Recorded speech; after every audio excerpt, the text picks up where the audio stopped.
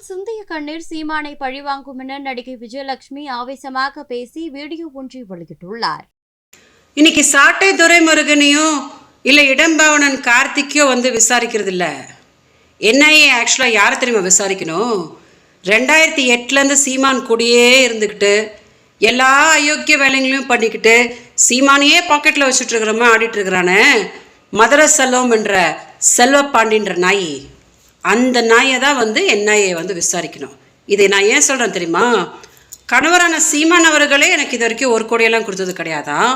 Just 5000 ரூபாய்க்கு வீட்டு வேலைக்கு இவனை மதுரையிலேருந்து சீமான் கூட்டிகிட்டு வந்தார். யாரை? செல்வப்பாண்டிய. இந்த செல்வப்பாண்டி எனக்கு 1 கோடி கொடுத்துதா அபாண்டமாக என் மேலே ஒரு பழியை போட்டு எல்லாருக்கிட்டையும் ஸ்ப்ரெட் பண்ணி நாசப்படான். இன்னைக்கு இவர் மேலே ஒரு குற்றச்சாட்டு வந்த உடனே அப்படியே அவசர அவசரமாக நீதிமன்றத்தில் வழக்க போட்டு இந்த விசாரணையை தடுக்க தெரியுதான். 5ஆம் தேதி நானே போகிறேன் நீதிமன்றத்துக்கு அப்படின்னு போக தெரியுதான்.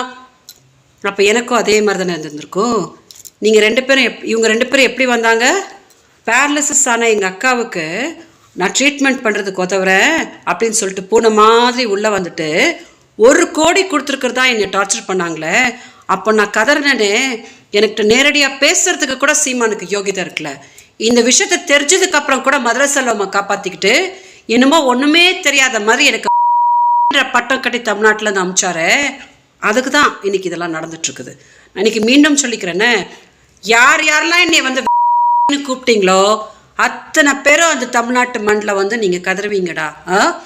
மாநில அரசு உங்களை காப்பாற்றிட்டு இருக்குது, காவல்துறை உங்களை நல்லா காப்பாற்றிட்டு இருக்குது, ஏன் மத்திய அரசு கூட உங்களை காப்பாற்றலாம். ஆனால் என்னோட கண்ணீர் இருக்கு இல்லையா, அது சீமானியும் நாம் தமிழர் கட்சியும் நிம்மதியாக இருக்க விடவே விடாது அப்படின்னு இந்த வீடியோவால நான் தெரியப்படுத்துறேன்.